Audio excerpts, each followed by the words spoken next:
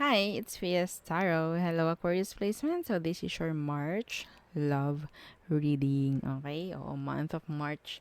Syempre, before tayo mag-start, kung hindi ka pa nakakapag-subscribe, please do subscribe and hit the notification bell para lagi po tayo maging updated sa mga mangyayari pa lang. Okay? And syempre, kung may tanong po kayo, no, pagdating sa private reading, just message me sa akin pong FB page for more info. And yes, if you're interested sa atin pong all-in-one Evil Eye bracelet, this is available in red and black strings. And ito po yung ating Evil Eye ring. Oo, na adjustable.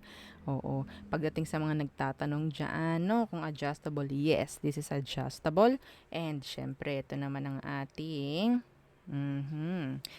necklace. Okay? So, meron siyang blue stone. Oo. Hindi lang makita. Oo.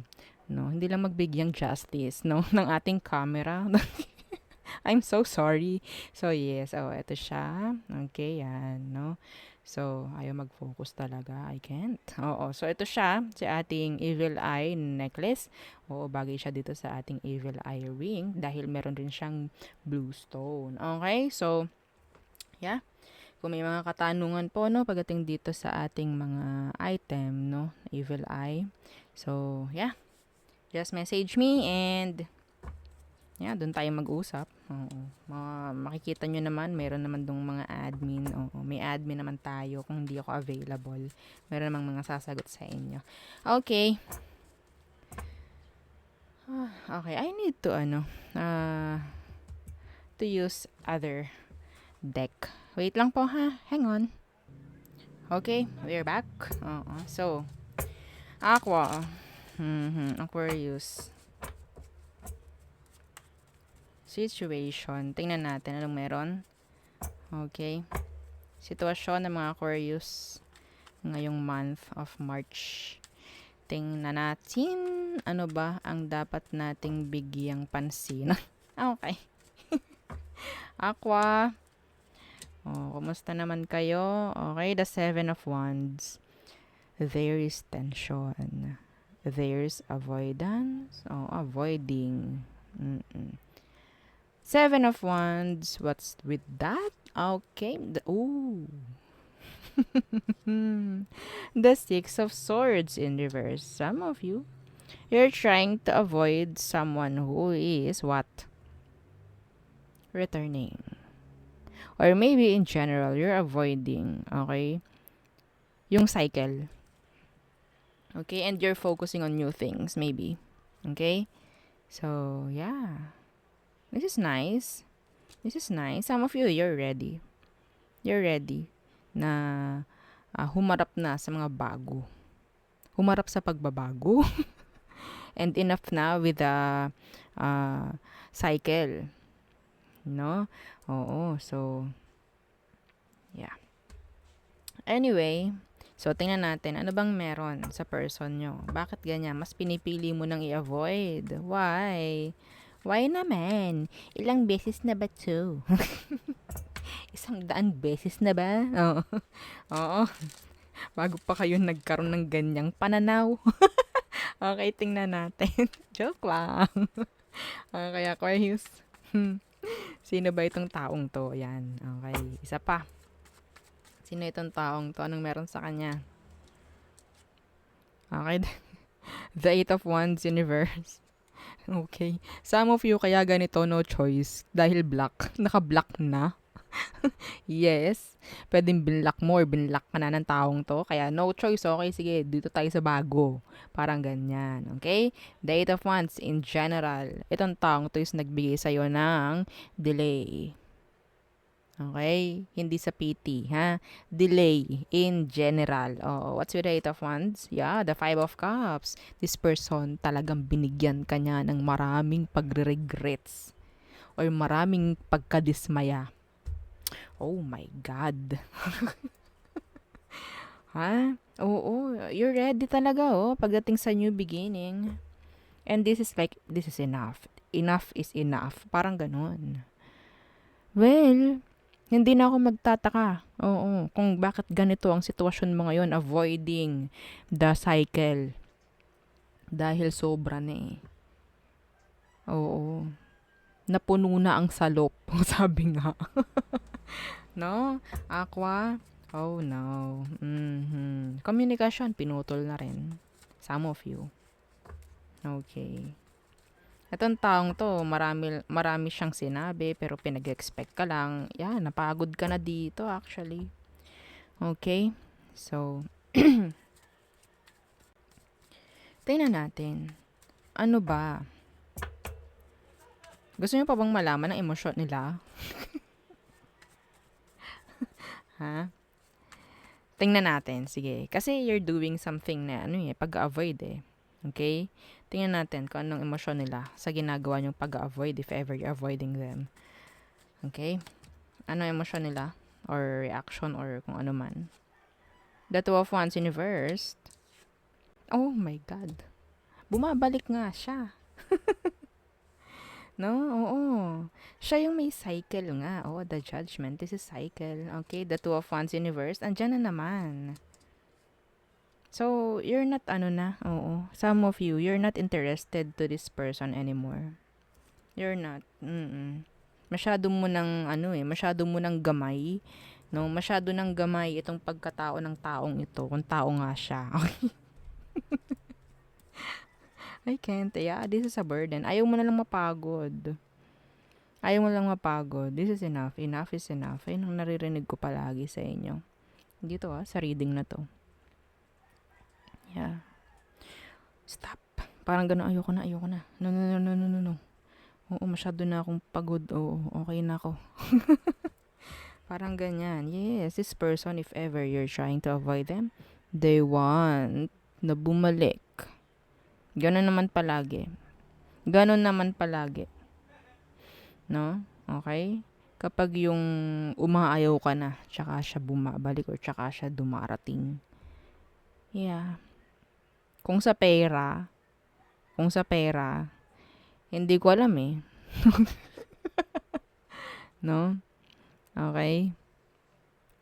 Some of you, dagdag ko lang, maiba naman tayo, no?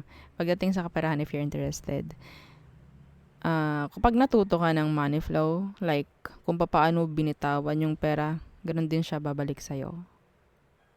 Yeah, may ganun. Okay, anyway, share ko lang. Okay, so, what's their next action?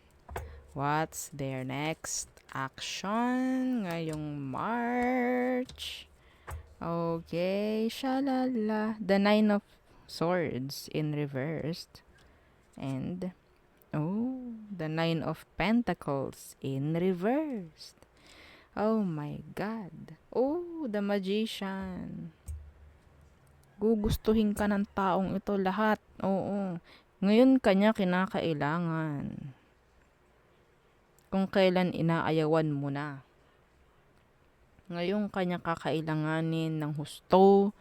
Ngayong bumibitaw ka na. Oo. Okay?